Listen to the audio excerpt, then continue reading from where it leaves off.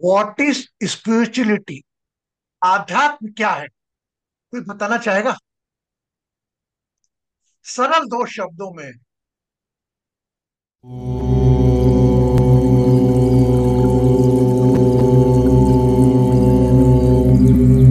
आध्यात्म क्या है?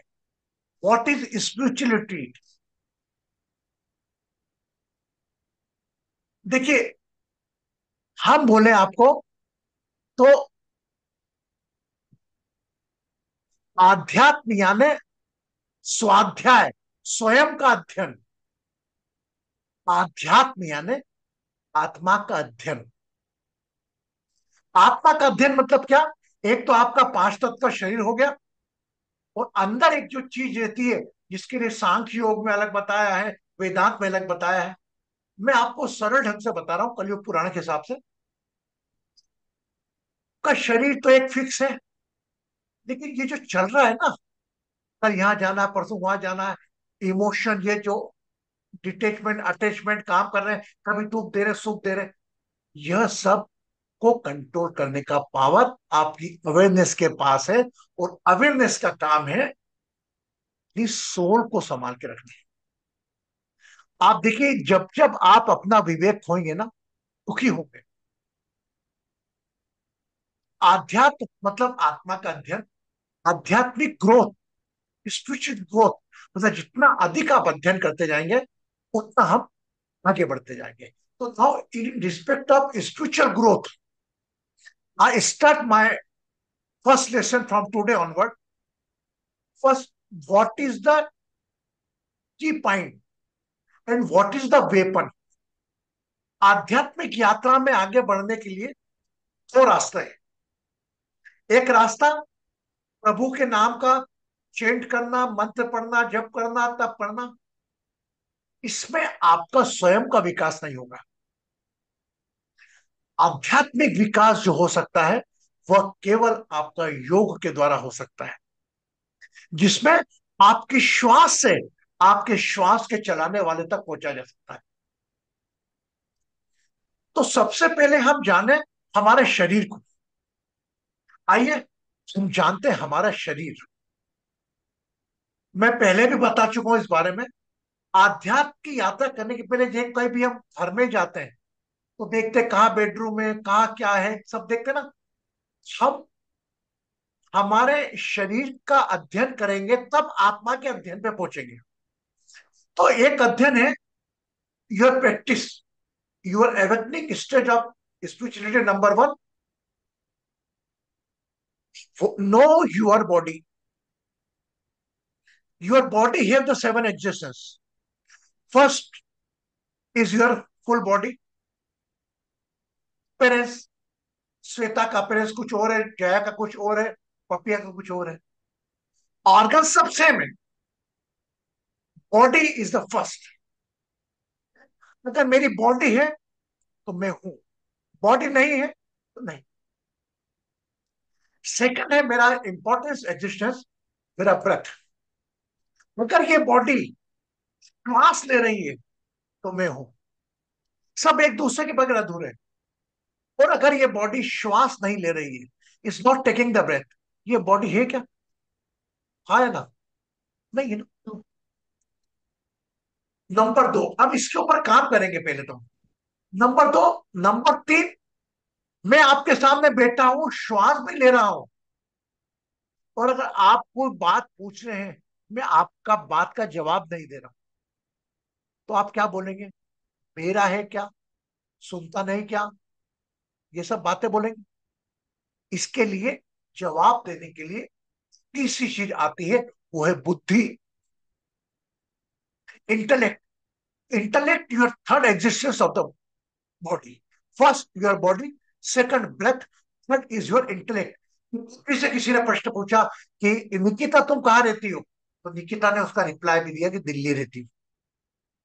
ना, बुद्धि का प्रयोग। चौथा एग्जिस्टेंस होता है आपका मेमोरी।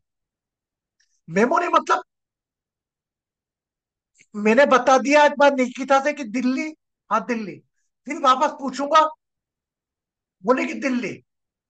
एक बार और पूछूंगा निकिता कहाँ रहती है, तो मेरे मान सम्मान ने बोल दिया कि दिल्ली। और चौथी बार, यार गुरुजी आप पागल हो क्या, बार बार एक ही चीज पूछ रहे हो, हाँ या ना। तो ये सब केप करने के लिए हमारा चौथा एग्जिस्टेंस होता है मेमोरी, हमारी याददाश्त। क्योंकि मैं मतलब नहीं ना, मैं बार बार पूछ रहा हूँ, निकिता जवाब दे रही है, मैं सुन नहीं रहा हूँ, फिर जवाब देना भूल रहा हूँ। तो ये भूलना भी एक प्रकार का, लोग आपको पागल समझेंगे, मतलब रहना नहीं रहना बराबर। उसके बाद जो चौथी अहम चीज आती है जिस पर हमको काम करना है, वह है हमारा मन, जो कभी भी शरीर छोड़ के भाग जाता है। कभी माँ के घर, कभी पिता के घर, कभी बेटी के घर, कभी बेटे के घर, कभी पिक्चर हॉल, कभी कहाँ चले जाएगा, ख्यालों में जाता ना मन।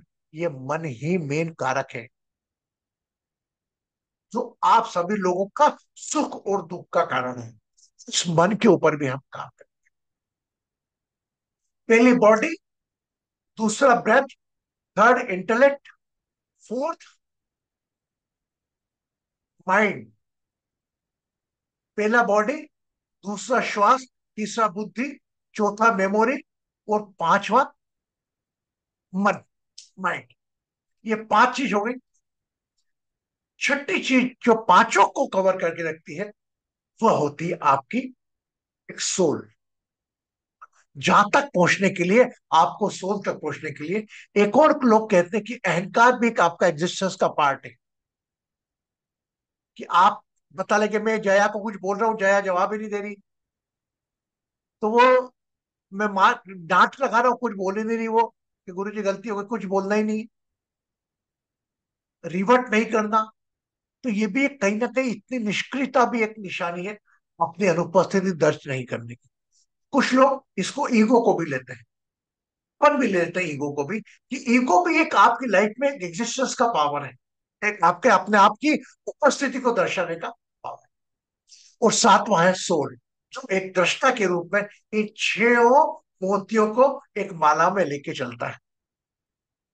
तो ये आध्यात्मिक ग्रोथ में बढ़ने के लिए पहले जाना है, अपना शरीर को जानेंगे, दूसरा जानेंगे कि श्वास को जानेंगे, तीसरा अपनी बुद्धि को जानेंगे, चौथा अपनी मेमोरी को जानेंगे, पांचवा अपने मन को जानेंगे, छठा अपने अहंकार को जानेंगे, सातवां अपने ये छह मोती से मिली सोल को जानेंगे। और ये सोल तक की यात्रा आपने मेरे साथ करी, बहुत कुछ प्रश्नों के उत्तर आपको मिल जाए। तो कल हमारा आध्यात्मिक ग्रोथ का पहला सेशन होगा बॉडी। इस बॉडी के स्वभाव होते हैं सर, आर्ट का सातों गिस्टर्स का कुछ अपने आप में एक नेचर होता है, वह नेचर से ग्रस्त रहता है। वो न जाने कितनी परतें बनी रहती है। तो शरीर के ऊपर कल हम डिस्कस रखेंगे कि हमारे को सब कुछ, जिस प्रकार कार बाहर निकलते वक्त कार साफ करते हैं ना आप, कार तो काम करते ही नहीं, केवल दिखने का काम है उसका, तो बाकी तो अंदर मशीनरी का काम है। लेकिन हमें तो कार को बाहर देना है। हमारे शरीर में अगर कितनी बीमारी हो, लेकिन नहा धो के हम ऐसे निकलते हैं कि हम तो बहुत स्वस्थ हैं। तो अपने शरीर को कैसे साफ रखना, अंदर से भी और बाहर से भी, इसके बारे में हम बात कल करेंगे। ठीक है। तो कल का सेशन हमारा आध्यात्मिक उन्नति, स्पिरिचुअल ग्रोथ, स्पिरिचुअल अवेकनिंग में होगा, how your body work. Clear.